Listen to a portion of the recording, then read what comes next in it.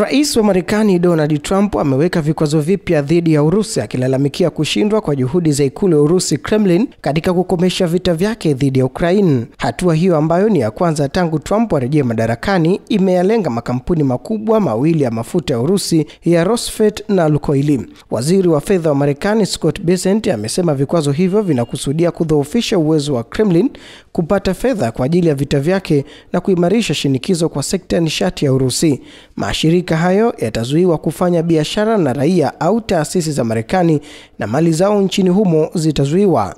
Hata hivyo, wanunuzi wakuu wa mafuta ya Urusi yaani China na India hawajaorodheshwa kwenye orodha ya vikwazo. Trump amesema atazungumza na rais wa China Xi Jinping kuhusu mauzo hayo ya mafuta wakati wa mkutano wa APEC wiki ijayo nchini Korea Kusini. Ameeleza pia kwamba aliahirisha mkutano uliokuwa umepangwa kufanyika kati yake na Rais Vladimir Putin wa Urusi nchini Hungary, akisema wakati ukuwa sahihi. Kwa upande mwingine, Umoja wa Ulaya nao umeidhinisha mfululizo wa 19 wa vikwazo dhidi ya Urusi, ukijumuisha marufuku uagizaji wa gesi ya LNG kutoka Urusi.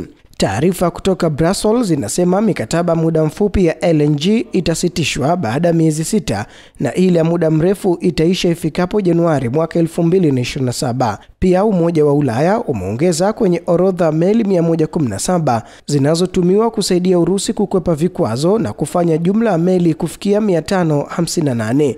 Mkuu wa utumishi wa ikulu ya Ukraine Andriy Yermak amepongeza hatua hiyo akisema fedha chache kwa Urusi zinamaanisha mashambulizi machache ya makombora kwa Ukraine.